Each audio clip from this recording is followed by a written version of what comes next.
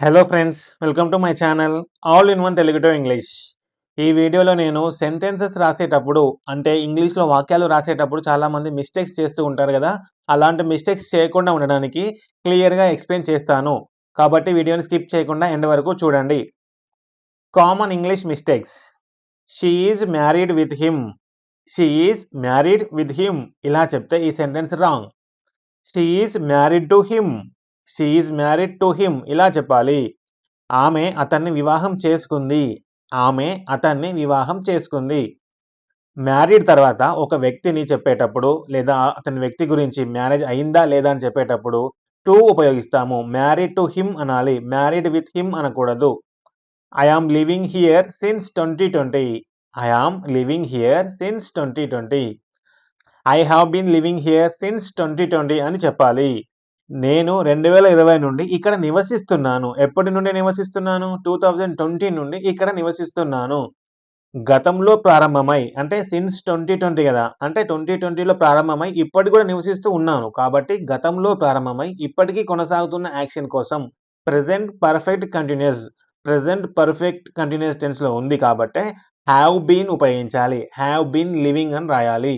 Next, he is good in English. He is good in English. He is good at English is the correct answer. He is good at English. అతను ఇంగ్లీష్లో మంచివాడు అంటే అతనికి English బాగా వచ్చు, English బాగా మాట్లాడతాడు, అతనికి ఇంగ్లీష్ బాగా తెలుసు. ఈ విధంగా ఒక స్కిల్ లేదా ఎబిలిటీలో మంచిగా ఉన్నప్పుడు బాగా తెలిసినప్పుడు గుడ్ ఎట్ అని ఉపయోగించాలి. గుడ్ ఇన్ అని కాదు. I discussed about the problem. I discussed about the problem. I discussed the problem ఈ విధంగా చెప్పాలి. అబౌట్ ఉపయోగించకూడదు. నేను సమస్య గురించి చర్చించాను. నేను సమస్య గురించి చర్చించాను. డిస్కస్ తర్వాత సాధారణంగా అబౌట్ అవసరం లేదు.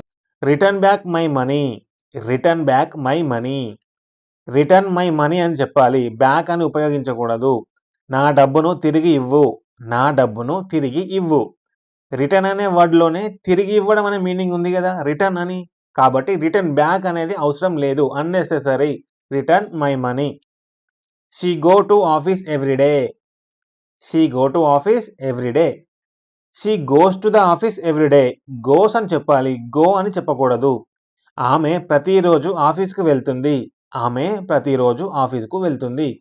షీతో మొదలైనప్పుడు షీ అనే సబ్జెక్టుతో ప్రెజెంట్ సింపుల్లో మెయిన్ వర్బ్కి ఏముండాలి? ఎస్ లేదా ఈఎస్ యాడ్ చేయాలి. ఇక్కడ ఎస్ లేదు, ఈఎస్ లేదు. గో అనే వర్బ్కి ఈఎస్ యాడ్ చేసాం కాబట్టి she goes to the office everyday ఇదే correct answer. They goes to school. They goes to school. They go to school. They go to school. వారు పాఠశాలకు వెళ్తారు. వారు పాఠశాలకు వెళ్తారు. దే అనే సబ్జెక్ట్ ఏంటి? ప్లూరల్. కాబట్టి ప్లూరల్ సబ్జెక్ట్కి మెయిన్ వర్బ్కి ఎస్ లేదా ఈఎస్ యాడ్ చేయకూడదు. They go to school. He, she, it లేదా ఎనీ నేమ్ వచ్చినప్పుడే గోస్ అని రాయాలి. మిగతా సందర్భాలలో గో అని రాయాలి. He don't know me. He don't know me. He doesn't know me. He doesn't know me. అతనికి నేను తెలియను. అతనికి నేను తెలియదు. హీ అనే సబ్జెక్టుతో నెగటివ్ ప్రెజెంట్ సింపుల్లో డజంట్ ఉపయోగించాలి. నెగటివ్ కదా, అందుకని డస్ నాట్, డజంట్ అని ఉపయోగించాలి. I doesn't like tea. I doesn't like tea ఇప్పుడే చెప్పుకున్నాం కదా. ఐ డోంట్ లైక్ టీ అని రాయాలి. I don't like tea. నాకు టీ ఇష్టం లేదు. నాకు టీ ఇష్టం లేదు. ఐ, యు, వి, దే ఈ సబ్జెక్ట్స్ వచ్చినప్పుడు డోంట్ ఉపయోగించాలి. హీ, షీ, ఇట్తో డజంట్ ఉపయోగించాలి. ఇక్కడ మనం ఐ డజంట్ అని ఉపయోగించాము, అందుకని wrong. I don't like tea అని రాయాలి. She don't understand. She don't understand. She doesn't understand. She doesn't understand ఇందాక చెప్పుకున్నాం కదా, హీ, షీ, ఇట్ వచ్చినప్పుడు డజంట్ ఉపయోగించాలని. ఆమెకు అర్థం కావడం లేదు. ఆమెకు అర్థం కావడం లేదు. షీ అనే సబ్జెక్టుతో డజంట్ ఉపయోగించాలి నెగటివ్ సెంటెన్స్కి. మరియు డజంట్ తర్వాత వర్బ్ V1 ఫామ్లో ఉండాలి. అండర్స్టాండ్ అనేది V1 ఫామ్ కదా. Doesn't understand. Okay, correct answer. Does he likes cricket. Does he likes cricket. Does he like cricket. Does he like cricket అని రాయాలి. లైక్స్ అని రాయకూడదు. అతనికి క్రికెట్ ఆడటం ఇష్టమా? మనం ప్రశ్న అడుగుతున్నాము. అతనికి క్రికెట్ ఆడటం ఇష్టమా? డస్ వచ్చిన తర్వాత మెయిన్ వర్బ్ V1లో ఉండాలి కదా. ఇందాక చెప్పుకున్నాం కదా, డస్ తర్వాత వర్బ్ ఏ ఫామ్లో ఉండాలి? లైక్స్ అంటే wrong. Like V1 form. Do she play tennis? Do she play tennis? Does she play tennis అని చెప్పాలి. డస్ షీ ప్లే టెన్నిస్ అని చెప్పాలి. ఆమె టెన్నిస్ ఆడుతుందా? ప్రశ్న అడుగుతున్నాం కదా, ప్రశ్న అడుగుతున్నాం. డూ అని ఎందుకు ఉపయోగించాము? డూ ఉపయోగిస్తే రాంగ్. షీ అనేది సింగులర్ సబ్జెక్ట్ కాబట్టి క్వశ్చన్లో డస్ ఉపయోగించాలి, డూ కాదు. ఐ యు వి దే వచ్చినప్పుడు డూ ఉపయోగించాలి. హీ షీ ఇట్ వచ్చినప్పుడు డస్ ఉపయోగించాలి. అందుకని ఈ sentence wrong. Did you went there? Did you went there ఈ సెంటెన్స్ చూడడానికి కరెక్ట్ గానే ఉంది కదా, కానీ wrong. Did you go there? Did you go there ఇది కరెక్ట్. మీరు అక్కడికి వెళ్ళారా? మీరు అక్కడికి వెళ్ళారా? డిడ్ తర్వాత వర్బ్ ఎప్పుడు మెయిన్ వర్బ్ V1 ఫామ్ లో ఉండాలి కదా. ఇక్కడ వెంట్ అంటే V1 Fama? Go, vent, gone, going ఇది వర్బ్ ఫామ్ అంటే V2 లో ఉంది. Did you go there V1 లో ఉంది. మెయిన్ వర్బ్ V1 అంటే ఏంటి? ఈ సెంటెన్స్ లో గో అనేది మెయిన్ వర్బ్, అందుకని did you go there correct answer. Did he came yesterday? Did he came yesterday? Did he come yesterday? Did he come yesterday? అతను నిన్న వచ్చాడా? అతను నిన్న వచ్చాడా? మనం పాస్ట్ టెన్స్ లో ప్రశ్న అడుగుతున్నాం, అందుకని did he come yesterday. Did వచ్చినప్పుడు V1 rule, did plus V1 ఉండాలి కదా. డిడ్ వచ్చింది మెయిన్ వర్బ్ కమ్ అంటే V1 ఫామ్ లోనే ఉంది. ఇక్కడ కేమ్ పాస్ట్ టెన్స్ లో ఉంది, అందుకనే wrong. I didn't saw him. I didn't saw him. I didn't see him అనాలి. ఐ డిడెంట్ సీ హిమ్ అని చెప్పాలి. నేను అతన్ని చూడలేదు. I didn't see him. నేను అతన్ని చూడలేదు. డిడెంట్ తర్వాత V1 రావాలి. ఇప్పటికి 3-4 టైమ్స్ నేర్చుకున్నాం. సా అనేది V2 పాస్ట్ టెన్స్ కాబట్టి wrong. She didn't eight breakfast. She didn't eight breakfast. She didn't eat breakfast. She didn't eat breakfast. మరి ఇందాక అనుకున్నాం కదా హీ షీ ఇట్ వచ్చినప్పుడు డస్ వాడాలని. మరి ఇక్కడ డిడ్ ఎందుకు ఉపయోగించాము? ఆమె అల్పాహారం తినలేదు. ఆమె అల్పాహారం తినలేదు. డిడెంట్ తర్వాత లేదా డిడ్ తర్వాత V1 ఉండాలి. Eat V1. ఎయిట్ అంటే పాస్ట్ టెన్స్, అందుకని రాంగ్. డిడ్ అనేది మనం అన్ని సబ్జెక్ట్స్ తో ఉపయోగించుకోవచ్చు. ఇక్కడ మనం ప్రశ్న అడగట్లేదు, సెంటెన్స్ చెప్తున్నాం. ప్రశ్న అయితే డస్ షీ ఈట్ బ్రేక్ఫాస్ట్ అనాలి. He didn't understood me. He didn't understood me. He didn't understand me. He didn't understand me. అతను నా మాట అర్థం చేసుకోలేదు. అతను నా మాట అర్థం చేసుకోలేదు. సేమ్ డిడెంట్ తర్వాత అండర్స్టాండ్ V1 రావాలి. V1 వచ్చింది, అందుకని correct answer. I am eat rice. I am eat rice. I am eating rice. I am eating rice అని చెప్పాలి. ఐ ఆమ్ ఈట్ రైస్ అని చెప్పకూడదు. నేను అన్నం తింటున్నాను, ప్రెసెంట్ తింటున్నావు కదా, అందుకని ఈటింగ్ అని వాడాలి, ఈట్ అని వాడకూడదు.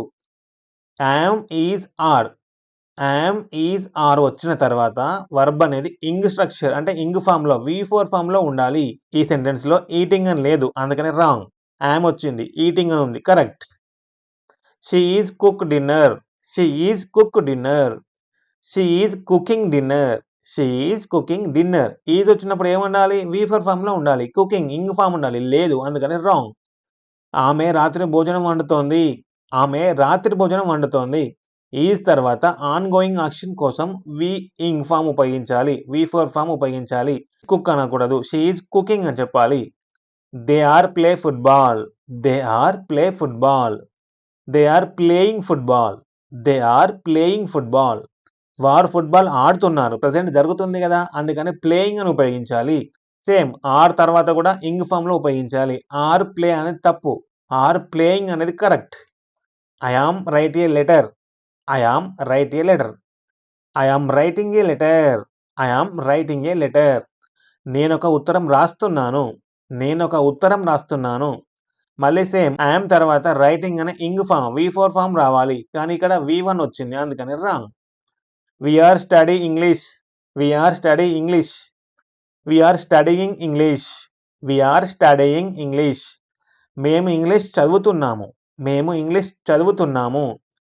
ఆర్ తర్వాత same ing form V4 form లో ఉండాలి. ఇక్కడ లేదు, ఇక్కడ ఉంది, అందుకనే ఇది correct answer. I was go to school. I was go to school. I was going to school. I was going to school. I was going to school. నేను పాఠశాలకు వెళ్తున్నాను. నేను పాఠశాలకు వెళ్తున్నాను. పాస్ట్ కంటిన్యూస్ లో వాజ్ వర్ వచ్చిన తర్వాత V4 form ing form ఉండాలి.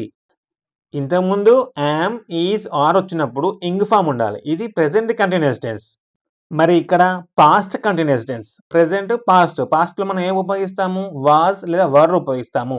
వాస్ మరియు వర్ వచ్చినప్పుడు కూడా ఇంగ్ ఫామ్ ఉపయోగించాలి. I was going to school ఈ విధంగా చెప్తే correct. They were play cricket. They were play cricket. They were playing cricket. They were playing cricket. వారు క్రికెట్ ఆడుతున్నారు. వారు క్రికెట్ ఆడుతున్నారు. వర్ తర్వాత ఇంగ్ ఫామ్ ఉపయోగించాలి. ఇది పాస్ట్ కంటిన్యూస్ టెన్స్. ఇందాక వాస్ గోయింగ్ అన్నాము. వాస్ తో వి ఫర్ ఫామ్ లో ఉంది. Very good, correct. Now it is were playing కాబట్టి ఇది కూడా correct. She was cook food. She was cook food. She was cooking food. She was cooking food.